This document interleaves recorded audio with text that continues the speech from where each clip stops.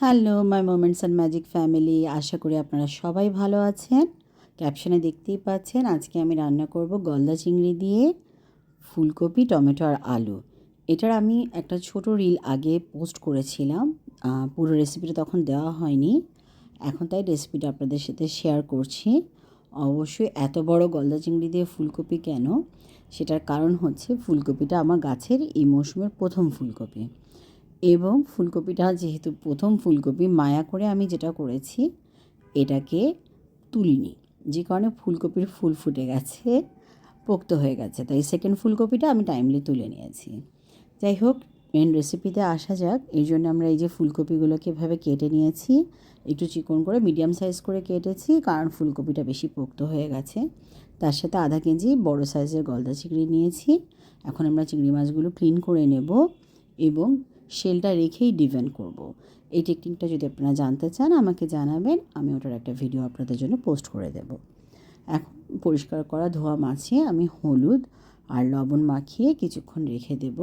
আর অন্য একটা পাত্রে, যেটাতে আমি রান্না করব, সেটার মধ্যেই দিয়ে দিলাম সর্ষের তেল। সর্ষের তেলটা গরম হলে এই মাছগুলো দিয়ে দেব। দিয়ে জাস্ট এক সাইড হওয়ার পরে উল্টে আরেক সাইড করে নেব। আজকাল ঠান্ডার কারণে ঢাকা শহরে গ্যাসের অবস্থাও খুব খারাপ, সো বুঝতেই পারছেন হতে বেশ সময় লাগছে। তারপরেও ধৈর্য ধরে আমি এক সাইড হয়ে যাওয়ার পরে অন্য সাইডটা উল্টে দিলাম। এটা আসলে খুব বেশি হওয়ার কথা না টাইম, যদি গ্যাস থাকে।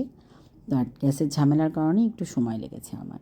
বাট আপনারা জাস্ট দুই সাইড লাল হলেই তুলে নেবেন, বেশিক্ষণ করলে মাছটা শক্ত হয়ে যাবে, টেস্টটা ভালো লাগবে না। এরপরে ওই তেলে আমি পেঁয়াজ দিলাম। পেঁয়াজটা ভালো করে একটু কষিয়ে নিয়ে এতে অ্যাড করে দেবো হচ্ছে গিয়ে আদা রসুন বাটা 1 টিস্পুন করে। অ্যাড করার পরে ওটাকেও হালকা কষাবো। কষিয়ে আমি এখানে দিয়ে দিচ্ছি নতুন আলু। নতুন আলুর কারণে এটা বেশি সময় লাগবে না, বাট যদি আলু পুরনো হতো আর একটু আমাকে হয়তো সিদ্ধ করতে হতো। এখন এই যে মশলাগুলো দেখছেন কোয়ান্টিটি ওয়াইজ লেখা আছে, সেই ওয়াইজ আপনারা মশলাগুলো নিয়ে একবারে দিয়ে দেবেন। মশলাগুলো কোয়ান্টিটিগুলো দেখার জন্য লাগলে একটু স্টিল করে দেখে নেবেন প্লিজ। সব মশলা দিয়ে একটু কষিয়ে, আমি মশলা যাতে পুড়ে না যায় এই জন্য পানি দিয়ে দিলাম।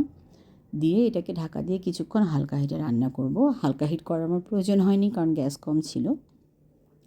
যখন আলুটা মোটামুটি হাফ ডান হয়েছে তখন আমি কপিটা দিয়েছি, কারণ আমার ওই যে বলেছি কপি একটু শক্ত, তাই কপিটাকে আমি একটু আগে দিয়েছি, সাথে একটু ক্যাপসিকাম দিয়েছি।